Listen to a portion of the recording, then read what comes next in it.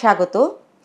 আজকে হয়েছে কি, আমরা যখন নিউজ রুমে কাজ করি তখন আমরা খুব কাঠখোট্টা বিষয় নিয়ে কাজ করি।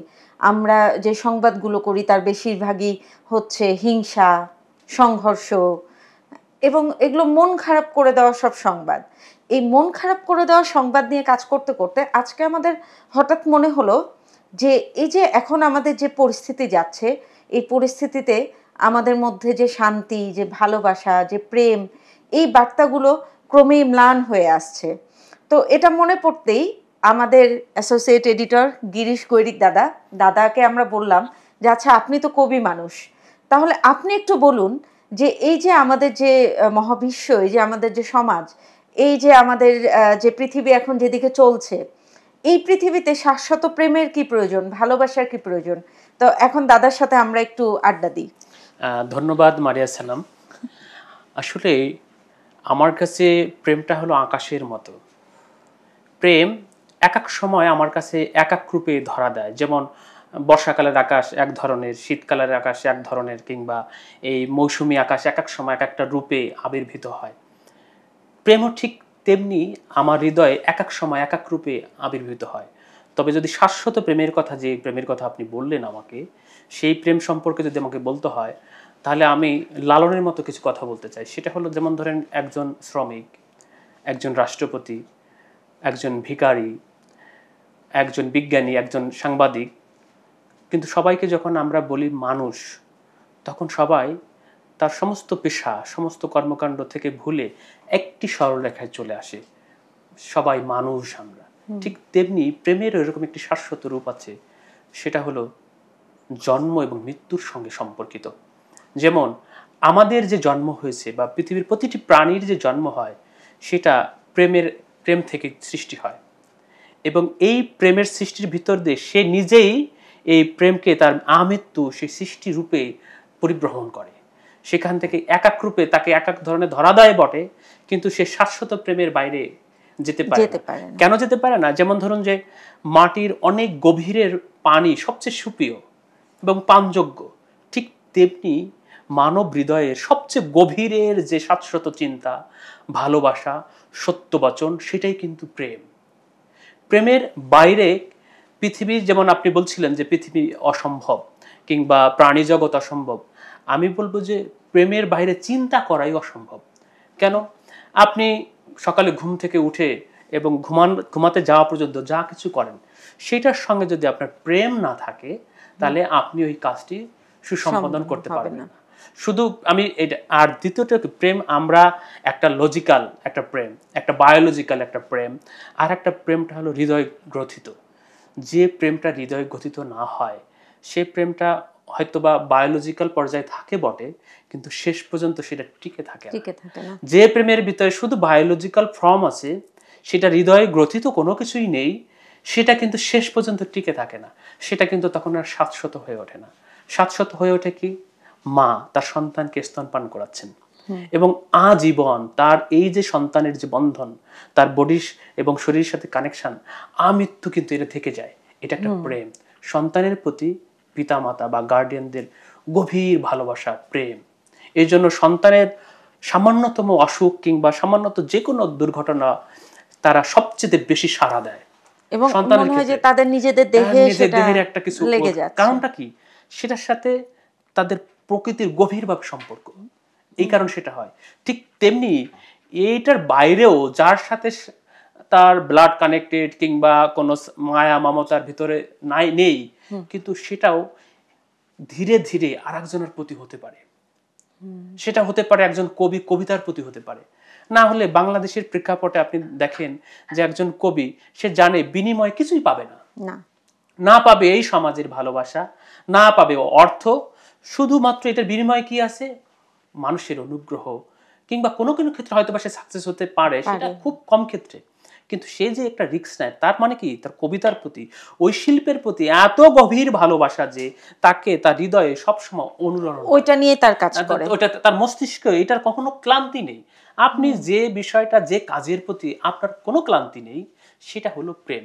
প্রেম না থাকলে আপনার ওই কাজে ক্লান্তি আসবে, সেটা আপনি যত বড় পেশাদার হন না কেন। হ্যাঁ, এটা একটা অনেক বড় বিষয়। এটা আমি কাজ করতে গেলেও বুঝি। যেমন আমার প্রেমের জায়গা হচ্ছে নিউজ। হ্যাঁ, বা লেখালেখি যখন এটা হয় না, আমি সবাইকে বলি যে মানুষ যেটা করে যে সাধারণত আমার টিমমেটরা বলে যে আপা আপনি এরকম পাগলের মতো কেন কাজ করেন? তো আমি বলি যে মানুষ বলে না যে মানে ডিপ্রেশনে আছে। কিন্তু আমি যাতে ডিপ্রেশনে না যেতে পারি, কারণ থাকে না চারপাশে তো আমাদের অনেক এলিমেন্ট আছে ডিপ্রেশনে যাওয়ার মতো। কিন্তু সেটাই যাতে না যেতে পারি আমি কাজ করি। আমি যখন কাজ করি আমার মনে হয় কি যে ওই যে থাকে না পাইলট তার ককপিটে বসে বা যুদ্ধযানের যে সামনে বসে কন্ট্রোল করছে, যাচ্ছে, এগোচ্ছে। যখন আমি কাজ করি আমার কিন্তু এই ফিলিংসটা হয়। তো আমি বুঝি যে এটা কিন্তু আমার এক ধরনের প্রেম, এক ধরনের ভালোবাসা। না এখন আমরা বলছিলাম শাশ্বত প্রেমের শাশ্বত কথা। প্রেম নিয়ে কিন্তু পৃথিবীতে সবকিছুই শাশ্বত প্রেম দ্বারা নির্ধারিত হয় না। হবে না। হ্যাঁ, এই কারণে হয় না, যে কারণে মানুষের স্বার্থ সংশ্লিষ্ট জীবনযাপন আছে, তার পরিবার পরিজন আছে। কিছু কিছু স্বার্থের ক্ষেত্রে তখন সে তার এই শাশ্বত প্রেমকে বিসর্জন দেয়। ঠিক যখনই তার এই শাশ্বত প্রেমকে সে বিসর্জন দেয়, তখনই সে মানুষ থেকে অনেক দূরে সরে যায়। অর্থাৎ আমরা যে এই গ্রহের একটা প্রাণী, আমার যে গভীর প্রেম এবং বন্ধন, এবং দেখেন পৃথিবীতে যত যুদ্ধ আছে সমস্ত যুদ্ধ কিন্তু প্রেমহীন। আসলে এবং আমরা যদি ভিয়েতনামের একটা উদাহরণ টানি, যে ভিয়েতনামে আমেরিকা বাতাসের ভিতরে বারুদ ঢুকে আগুন ধরিয়ে দিয়েছিল, বন পুড়িয়ে দিয়েছিল, কারণ তারা যুদ্ধে বারবার হেরে যাচ্ছিল ভিয়েতনামের কাছে, তাদের গেরিলা যোদ্ধাদের কাছে। তখন কি হাজার হাজার না লাখ লাখ মানুষকে তারা আমেরিকার হত্যা করেছে এই ভিয়েতনাম যুদ্ধে। একটা ছবি, যে ছবিটা দেখছি একজন কিশোরী মেয়ে নগ্ন হয়ে এই বোমায় ঝলসে যে দৌড়াচ্ছে, সেই ছবিটা মানে সেই ছবিটা তারা আমেরিকাতে যখন ওরা হাতে পায়, এই ছবিটা তারা পত্রিকায় প্রকাশ করবে কিনা, কারণ একটা কিশোরী মেয়ে নুট ছবি তারা প্রকাশ করবে কিনা, তাদের নীতিমালা আছে কিনা, তারা অনেক ভেবে একদিন পরে ছবিটা প্রকাশ করলো। ছবিটা প্রকাশের সঙ্গে সঙ্গে সারা পৃথিবী জুড়ে একটি আলোড়ন তুললো। এবং কেন এই আলোড়ন তুললো? কারণ সবাই দেখেছে ও আমার মেয়ে, ও আমার সন্তান, আমার সন্তান নগ্ন হয়ে যুদ্ধের কারণে ঘুরে বেড়াচ্ছে। তখন আমেরিকা বেশি রাস্তায় নেমে আসলো, সারা পৃথিবীর মানুষ রাস্তায় নেমে এসেছে এবং এই আমেরিকার বিরুদ্ধে গিয়ে, এত শক্তিশালী পরাক্রম শক্তিশালী একটি দেশের বিরুদ্ধে গিয়ে তাদের প্রেমের বহিঃপ্রকাশ ঘটালো। এই প্রেমের বহিঃপ্রকাশে কিন্তু ভিয়েতনাম থেকে পালিয়ে যেতে বাধ্য হলো আমেরিকা। সেটা কেন? সন্তানের দিকে। আপনি যদি মনে করেন যে সম্প্রতি আমাদের এই যে মাইলস্টোন যে ট্র্যাজেডি ঘটেছে, সেখানে আমাদের সন্তান সম শিশুরা মারা গিয়েছে, তাদের যে আহাজারি, যে কান্না আমাদের হৃদয়কে স্পর্শ করেছে, যে আমাদের মনে হয়েছে তারা আমাদের সন্তান। এটা কেন? সে তো আমার সন্তান নয় বায়োলজিক্যালি, কিন্তু আমার সন্তানের মতো দেখতে, এসে দেখতে যেন আমার সন্তান ওখানে পুড়ে যাচ্ছে। এই যে যে ভিতরে যে আমাদের ধারণা, এটা কিন্তু আমাদের শাশ্বত। আমরা যখন এই শাশ্বত চিন্তা, শাশ্বত প্রেমের বাইরেই কোনো কিছু কল্পনা করি, তখন সেটা টিকে না, সেটা প্রকৃত প্রস্তাবে থাকে না, তখন সেটা স্বার্থ সংশ্লিষ্ট হয়ে যায়। যদিও আমাদের এই পৃথিবী বড় নিষ্ঠুর, সবচেয়ে তার চেয়ে বড় নিষ্ঠুর আমাদের রাজনৈতিক পলিসি কিংবা কূটনীতি। কারণ আমি যে সন্তানকে ভালোবাসি, যে স্ত্রীকে আমি ভালোবাসি, কিংবা যে আমার প্রেমিকাকে গভীর আলিঙ্গনে আবদ্ধ করতে চাই, আমি কি করে আরেকজন মানুষের প্রেমিক প্রেমিকাকে হত্যা করতে পারি? আমি কি করে আরেকজন মানুষের দেশের প্রতি বম্বিং করে তাদেরকে বিনাশ করে দিতে পারি? এটা তো প্রেমহীন, নিষ্ঠুর।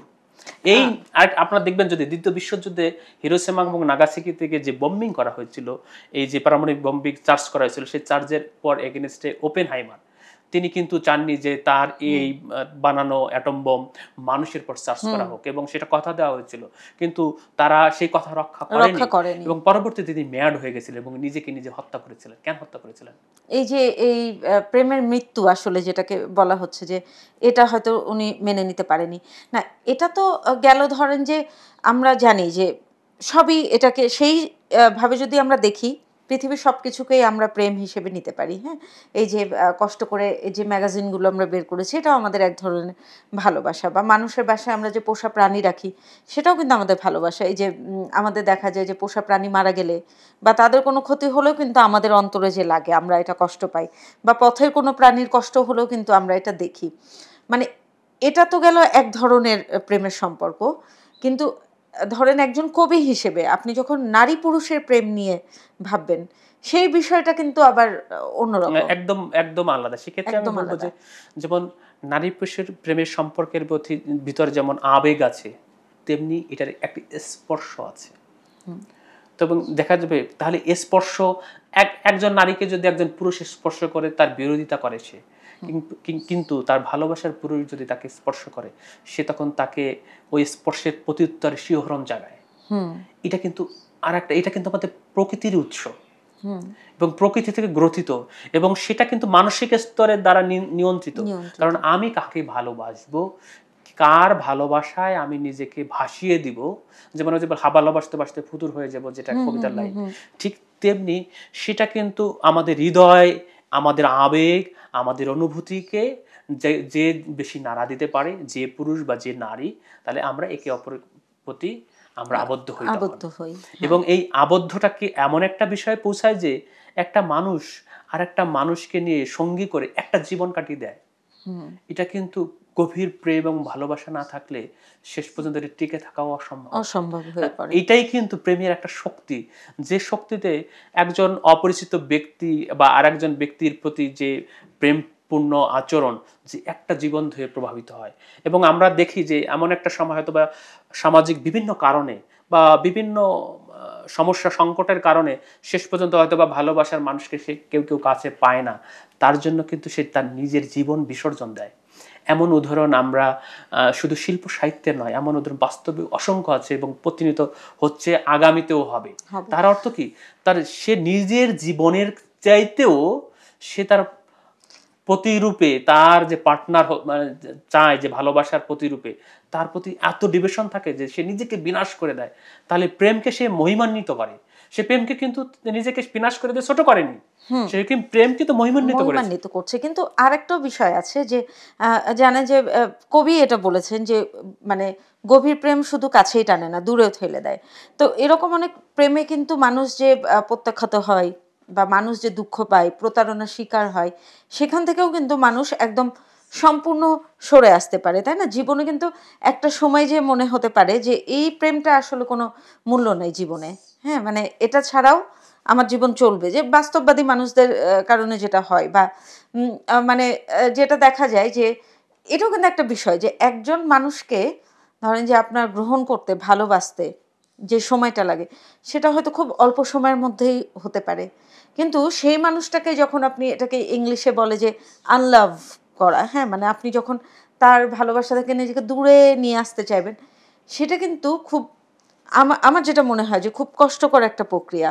হ্যাঁ, যে মানে একজন মানুষকে আপনি খুব ভালোবাসতেন, কিন্তু আপনি আবার সিদ্ধান্ত নিচ্ছেন যে না, একে আমার আর ভালোবাসা যারা, আমার এখান থেকে সরে আসতে হবে। এই যে সরে আসার প্রক্রিয়া, আপনি দারুণ একটা কথা বলেছেন। আমি এই প্রসঙ্গে রবীন্দ্রনাথকে উদাহরণ হিসেবে দিতে চাই। তিনি নৌকাডুবি উপন্যাসের ভিতরে আমরা যদি পড়ি, সেখানে মাঝামাঝি দিকে নৌকাডুবিতে তার নায়িকা কে তার বাবা বলছে যে তুমি যাকে ভালোবাসো সে তো চলে গেছে, এটা তোমার কেমন প্রেম বা ভালোবাসা। সে তখন বলেছিল যে আবার ফিরে আসতে হলে দূরে চলে যেতে হয়, যদি সে আবার আসবে এটা তার আকাঙ্ক্ষা না, সেটা তার প্রেমের বিশ্বাস যে আমাকে যে দূরে ঠেলে চলে গিয়েছে সে কিন্তু আবার আসবে। সে বলছে যে দূরে মানে কাছে ফিরে আসতে হলে দূরে চলে যেতে হয়, এটা রবীন্দ্রনাথ আমাদের বলছে। আবার আপনি যে প্রসঙ্গটা তুলছিলেন যে প্রেম শুধু কাছেই টানে না, দূরেও ঠেলে দেয়, এটা মানে ক্ষেত্র বিশেষ বিভিন্ন হতে পারে। তবে আমার কাছে মনে হয় যে প্রেম দূরে ঠেলে দেয় তার মানে এই নয় যে প্রেমের এখানে বিনাশ হয়েছে। প্রেম যে কাছে আসলেই তার মানে পূর্ণতা পাবে কিংবা তার সমাধান হবে এমন নয়। প্রেমটা হলো চিন্তার বহিঃপ্রকাশ। প্রেমটা কখনো কখনো স্পর্শ হতে পারে, কখনো স্পর্শের বাইরেও অনেক বড় কিছু হতে পারে। সেটা তার স্মৃতিতে এমন একটি জায়গায় তাকে দখল করে রাখে, স্থায়ী হয়ে রাখে যে তাকে সর্বক্ষণ তাকে নিয়ে চিন্তা, তাকে নিয়ে পরিকল্পনা। এই জন্য প্রেম কখনো কখনো তো দূরে ঠেলে দেওয়ার যে কথা, যে তাহলে তাদের অনেক ক্ষেত্রে মনে হয় যদি আমরা কাছে আসি, আমাদের সমাজের সংকট বা বিভিন্ন কিছু আমাদেরকে আবার আমাদের প্রেমের যে মহিমান্বিত করার যে জায়গাটা সেটা হয়তো বা বিনষ্ট হতে পারে। সেক্ষেত্রে কেউ দূরে সরে যায় বটে, কিন্তু প্রেম কখনো তাদের ছেড়ে যায় না, প্রেম তাদের হৃদয়ে থাকে।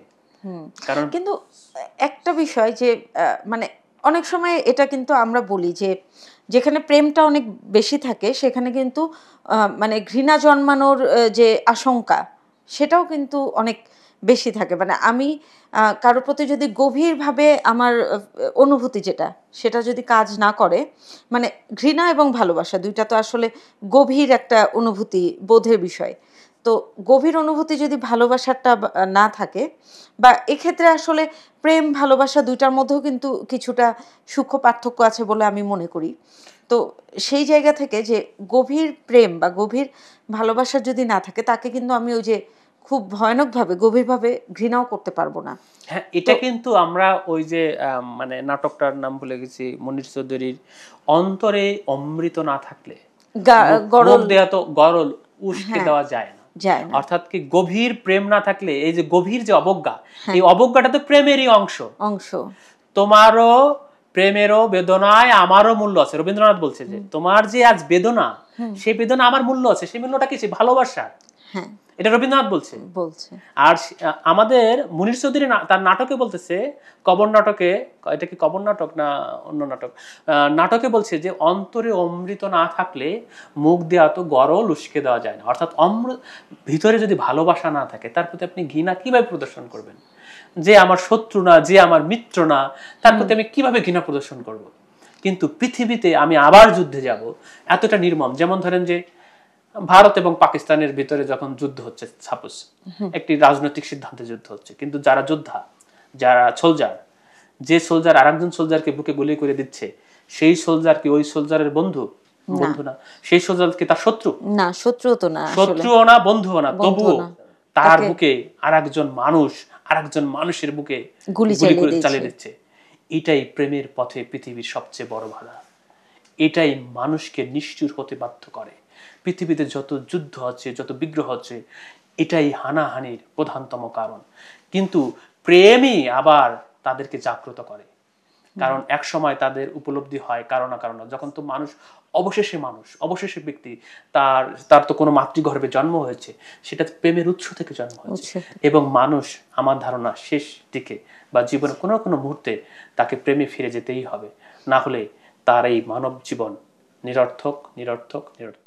এই জন্য আপনি যদি দেখেন যে পৃথিবীতে যত শিল্প সাহিত্য যা কিছু আছে, প্রেমের বাইরেই নাই কিছু না, কিছুই প্রেমের বাইরে নাই। মানে যেটা আমি কিছুক্ষণ আগেও বলেছি যে এমনকি আমরা যে দৈনন্দিন কাজ করি, আমার যে পেশা, এর প্রতিও যদি আমার প্রেম না থাকে, আমি তো দীর্ঘদিন এই কাজ করতে পারবো না। থাকে না যে শিক্ষকতা করছেন, উনি দীর্ঘ 40 বছর 50 বছর শিক্ষকতাই করছেন। ওই যে তার সেই মানে যে পেশা বা তার ছাত্রছাত্রী, তার যে প্রতিষ্ঠান, এটাই হচ্ছে তার জীবনের একটা প্রেম। এবং এইভাবে কিন্তু দেখতে গেলে একটা অদ্ভুত ব্যাপার কি, আমাদের ভালোবাসার যে জায়গাগুলো, সেগুলো কিন্তু অনেকগুলো, মানে বহুমাত্রিক, এবং সেগুলো কিন্তু প্যারালাল আকারে চলে। এই যে আমার অফিস, আমার বাড়ি, বা আমার দেখা যাচ্ছে বন্ধু বান্ধবের যে আড্ডা, এগুলো কিন্তু সবই আমার জীবনের এক একটা অংশ, এবং আমার ভালোবাসার ছোট ছোট পার্ট। মানে আমার কিন্তু যখন সুখী হতে হচ্ছে নিজেকে, তখন কিন্তু সব কিছু নিয়েই হতে হচ্ছে। হ্যাঁ, আমি শুধু যে আমি যাকে ভালোবাসি বা আমি যাকে প্রেমিক মনে করছি, জীবন কিন্তু শুধু তাকে নিয়ে যদি চলতে যাই, তাহলে কিন্তু হচ্ছে না। আমার এক জায়গায় না এক জায়গায় যে থমকে যাবে, এবং থমকে যাওয়ার পরে কিন্তু মানুষ শুধু বৈচিত্র্য পছন্দ করে। যখন এই বৈচিত্র্যটা থাকবে না, তখন কিন্তু ওই যে তার প্রতি যে গভীর প্রেম থেকে তখন আবার গভীর একটা, কি বলবো এটাকে, আমি ঠিক ঘৃণা বা বিতৃষ্ণা বলবো না, এক ধরনের অবজ্ঞা তৈরি হতে পারে। কিন্তু যদি এটাকে বহুমাত্রিক একটা বিষয়, যে আমার কর্মক্ষেত্র আছে, হ্যাঁ, মানে আমার যে আত্মীয় স্বজন, আমার যে বন্ধু বান্ধব, বা আমার যে শখের জায়গা, কেউ হয়তো ছবি আঁকে, কেউ গান গায়, বা কেউ হয়তো এগুলো কিছুই পারে না, বাগান করে বা রান্না করে, বা কেউ হয়তো শুধু ঘুমাবে, তার জন্য তার একটা সময় দরকার। তো এই যে সব কিছু মিলেই কিন্তু মানুষের ভালোবাসা, মানুষের জগৎ, মানুষের প্রেম। হ্যাঁ, এবং আমি যেটা মনে করি যে মানে এই যে আমি শুধু ঘুমালে আমার ভালো লাগবে, এই যে অনুভূতিটা, এটা কিন্তু একটা আমিত্ব বলে। এবং এই আমিত্ব দিয়েও যেমন আপনি চলতে পারবেন না, মানে মানুষ শুধু নিজেকে নিয়ে চলতে পারবে না। আবার আমি যাকে আমার, মানুষ তো নিজের চেয়ে আর কাউকে বেশি ভালোবাসতে পারে না। এই যে কিছুক্ষণ আগে আপনি বললেন যে একজন প্রেমিক বা প্রেমিকা তার যে সঙ্গীকে পাচ্ছে না, সেই জন্য কিন্তু সে জীবন দিয়ে দিচ্ছে। এবং যখন সে জীবন দিয়ে দিচ্ছে, আমার এই কথাটা বারবার মানে মাথায় আসে যে এই যে জীবন দিয়ে দিচ্ছে, এটা কি সেই ব্যক্তি কি কষ্ট বোধ করছে, এই কষ্ট থেকে জীবন দিচ্ছে তা তো না। আমার কষ্ট হচ্ছে, সেই কষ্ট আমি সহ্য করতে পারছি না, আমি আমার কষ্ট লাঘব করার জন্য জীবনটাকে শেষ করে দিচ্ছি। তো আমি হচ্ছে আমার ভালোবাসার সবচেয়ে বড় জায়গা। এরপরে আমার যে সঙ্গী, এরপর আমার সন্তান, আমার কর্মক্ষেত্র, আমার আত্মীয় স্বজন, পিতামাতা, বন্ধু বান্ধব, সব মিলেই কিন্তু দেখা যাচ্ছে যে ওই যে এটাকে বলা হয় যে আমরা তো সৃষ্টিকর্তাকে ওইভাবে দেখি যে মানে চারপাশের জগতের সব মিলে সৃষ্টিকর্তা, আমি আপনি, এই যে আমাদের সৃষ্টিকর্ম, এই ছবি, মানে সব কিছুই সৃষ্টিকর্তার অংশ। আবার ওইভাবে ধরতে গেলে যে আমি যে জীবনটা ইয়ে করছি, এটা পুরাটাই কিন্তু সেই ওই ভালোবাসারই অংশ। মানে আমি এইভাবে দেখি বিষয়টাকে। আপনি একটা গুরুত্বপূর্ণ এর ভিতরে কথা বলে গেছেন, সেটা হলো যে প্রেমের বৈচিত্র্যপূর্ণ। হ্যাঁ, কিন্তু প্রেমের তো আবার বিপরীত এবং তার বিপরীত বিভিন্ন পার্ট থাকে। সেখানে এক একটা মানুষ বা এক একটা ব্যক্তি এক একটা চরিত্র। কিন্তু আমি যদি পুরুষ এবং নারীর কথা বলি, সেক্ষেত্রে প্রেমের ইস্যুতে আমি নারীদেরকে এগিয়ে রাখতে চাই। এটা প্রধানতম কারণ হলো প্রেমের বৈচিত্র্য শুধুমাত্র নারীর মস্তিষ্কে, নারীর শরীরেই বেশি। তার প্রধানতম কারণ যে সন্তানকে তার যে স্তনপান করছে, তার যে অনুভূতি ওই স্তনপান করানোর সময়, একই স্তনের সঙ্গে তার পার্টনারের অথবা তার স্বামীর কিংবা তার প্রেমিকের যে অনুভূতি সম্পূর্ণ ভিন্ন এবং এক এক ধরনের ফিলিংস। এই ফিলিংসটা শুধুমাত্র নারী অনুভব করতে পারে। এটা কিন্তু আর কোনো মানে পার্টনার বা আর কোনো ব্যক্তির ক্ষেত্রে এটা অসম্ভব। এবং এই জন্য নারী প্রেম হলো কোমল, সুন্দর এবং শাশ্বত। এই জন্য নারীর কাছে বা নারী রূপে যত কিছু প্রকৃতিতে আছে, তার কাছেই বারবার এই পুরুষ রূপে যা কিছু আছে, কীটপতঙ্গ, মানুষ, পশু পাখি, তাদের কাছে ফিরে যায়। যেমন ধরুন যে ময়ূরের নৃত্য, হ্যাঁ, এটা তো তার নারীকে সে আকৃষ্ট করার জন্য সেটা করে। বিভিন্ন ধরনের যে আমরা যখন বৈশাখ মাস আসে, বিভিন্ন মাছের কালার পরিবর্তন হয়, এটা কিন্তু পুরুষ মাছের তাকে আকর্ষণ করার জন্য। কারণ পুরুষ পাখি কিন্তু দেখতে সুন্দর হয়। এটা প্রধানতম কারণটা সবকিছু প্রেমেরই একটি ভাষা। এক একটা প্রাণীর কাছে এক একটা ভাষা। এই যে সৌন্দর্য, প্রেমের সাথে কিন্তু শাশ্বত সৌন্দর্যের একটা গভীর সম্পর্ক আছে, প্রেমের সাথে প্রকৃতির একটি গভীর সম্পর্ক আছে। সেই জায়গা থেকে আমি নারী একমাত্র কেন্দ্রে আছে আমি মনে করি। মানে প্রেমের প্রধান কেন্দ্র, প্রেম যদি একটা বৃত্ত হয়, সেই বৃত্তের কেন্দ্রে আছে নারী। এবং সেই অর্থে যদি আমি বলি, মানে এটা যদি সমার্থক একটা বিষয় ধরি, তাহলে আসলে সবকিছুর কেন্দ্রে আছে সৃষ্টি। হ্যাঁ, মানে আমাদের পৃথিবীর বলেন, আমাদের সৃষ্টিকর্তা বলেন, বা আমাদের প্রকৃতি বলেন, মানে সবকিছুর একটা উদ্দেশ্যই হচ্ছে টিকে থাকা, সৃষ্টি হওয়া। মানে বিনাশ হওয়াটাও কোনো উদ্দেশ্য না। ওই যে আবার ওই যুদ্ধের প্রসঙ্গটা চলে আসছে। হ্যাঁ, যে যখন আমি যুদ্ধে চলে যাচ্ছি বা যুদ্ধ করছি, তখন কিন্তু আমি বিনাশের দিকে যাচ্ছি, যেটা আমার পুরা জগৎ সংসারের যে উদ্দেশ্য, সেটা হচ্ছে সম্পূর্ণ বিপরীত দিকে। কিন্তু জগৎ সংসারের উদ্দেশ্যই হচ্ছে সৃষ্টি, নিজেকে ধরে রাখা। পুরাতন ঝরে যাবে, ওই যে গাছের পাতা পড়ে যাচ্ছে, নতুন পাতা হচ্ছে। সেভাবে আমাদের যারা মানে পাখি বলেন, মাছ বলেন, সবারই তো জীবনের একটা সময়সীমা আছে। সেটা পার হয়ে গেলে নতুন একটা তৈরি হতে হবে, সেই প্রজাতি টিকে থাকতে হবে।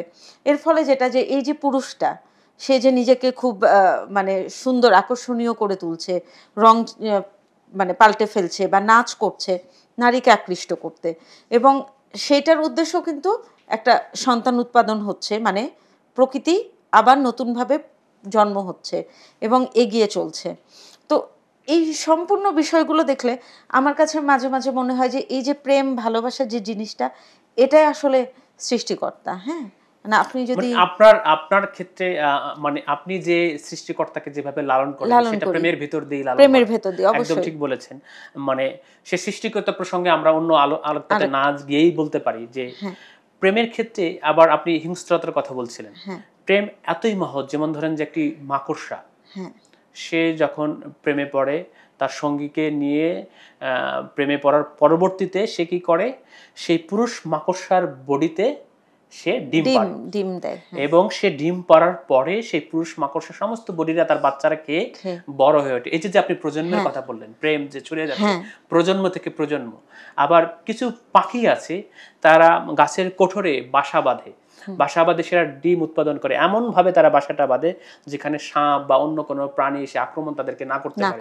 সে তখন কি করে, সে তখন তাদের এই সন্তানদেরকে বা ডিম পাহারা দেওয়ার জন্য সে শুধু মাথাটা বের করতে পারে, সে অন্ধকার কুঠারে সে বাচ্চা নিয়ে বড় হয়, আর তার মানে তার যে পুরুষ পাখিটা তার জন্য প্রতিনিয়ত খাদ্য সংগ্রহ করে নিয়ে আসে। সে যখন তাদের অনেক ক্ষেত্রে আমরা গবেষণা বলছে যে 90% ক্ষেত্রে যে মা পাখিটা মারা যায়। এই যে বংশ পরম্পরায় যে রেখে যাওয়া প্রেমের, এটা কিন্তু প্রেমেরই ফসল, একটা প্রেমের ফসল পরম্পরায় রেখে যাওয়ার যে ঠিক এটাই কিন্তু আমাদের এই মানব প্রজাতি বলেন যে কোনো প্রজাতি টিকে থাকার একটি প্রক্রিয়া। সেক্ষেত্রে যদি যদি প্রেমহীন যদি এই পৃথিবী হতো, যদি আজ যদি মনে করে সমস্ত পৃথিবী যে 50% নারী যদি মনে করে যে পুরুষদের প্রেম নাই, এই প্রেম বলে কিছু নাই, তারা যদি তাদের ভ্রূণ যদি গর্ভে ধারণ না করে, 100 বছরের ভিতরে এই পৃথিবীতে কোনো মানুষ বেঁচে থাকবে না। এই পৃথিবীতে 100 বছরের ভিতরে আর কোনো মানুষ বেঁচে থাকবে না। তাহলে পৃথিবীটাই মানব শূন্য হয়ে যাবে। তাহলে প্রেম শূন্য হলেই এই অস্তিত্ব শূন্য হবে। এই জন্য প্রেমের প্রধানতম বিষয়টা হলো যে মানব মনের, মানব সভ্যতার বা প্রাণী জগতের সমস্ত কিছুর যে টিকে থাকার মূল সূত্রই কিন্তু প্রেম। আর আমরা যখনই এই প্রেমহীন হতে যাব তখনই আমাদের এই সভ্যতা কিংবা আমাদের এই জগৎ তখন ধ্বংসের মুখে বিলীন হয়ে যাবে। তাই আমরা আসলে প্রেমেরই জয়গান গাওয়ার জন্য আমরা আজ এখানে উপনীত হয়েছি। আমার কাছে এটাই মনে হয়। আপনার কি মনে হয় একটু জানাবেন প্লিজ। না, আমারও এটাই মনে হয়। এবং এতক্ষণ যে আমরা কথা বললাম এখানে কিন্তু ওই যে একই কথা, মানে সৃষ্টি তার মতো করে তার নিয়মে চলবে, এটাই কিন্তু প্রতিধ্বনিত হলো।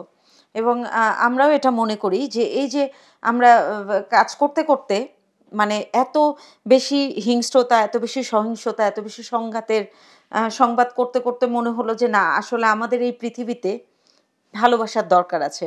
মানুষ মানুষকে ভালোবাসবে, সংঘাত কমে আসবে। এবং সংঘাত কমে যাওয়ার সাথে সাথে যেটা হবে, নতুন সৃষ্টি হবে। তো আসলে এই আমার মনে হয় যে জগৎ সংসার এইভাবেই টিকে থাকবে। মানে সংঘাত হবে বা যেটাই হবে তার বিপরীতে নতুনভাবে মানুষের মধ্যে এই মানবীয় মূল্যবোধ জাগ্রত হবে, নতুন সৃষ্টি হবে এবং আমরা সর্বোপরি সেভাবেই টিকে থাকব। তো এই আশা রেখেই আজকে আপাতত এখানেই শেষ করি, কারণ আমাদের তো যে আবার আমাদের কাজে বসতে হবে, নতুন সৃষ্টি করতে হবে। তো আমাদের দর্শকদের জন্য শুভেচ্ছা জানাচ্ছি এবং আমরা আপনাদের কাছে আবার ফিরে আসব। আর আমরা চাইবো যে এই যে আমাদের যে আমরা যে কাজ করি, সবাই তো সবার মতো কাজ করে, সৃষ্টি করছে আর কি, এই সৃষ্টিটাকে আপনারা মূল্যায়ন করবেন, এটাই হচ্ছে আমাদের আশা। ধন্যবাদ। ধন্যবাদ।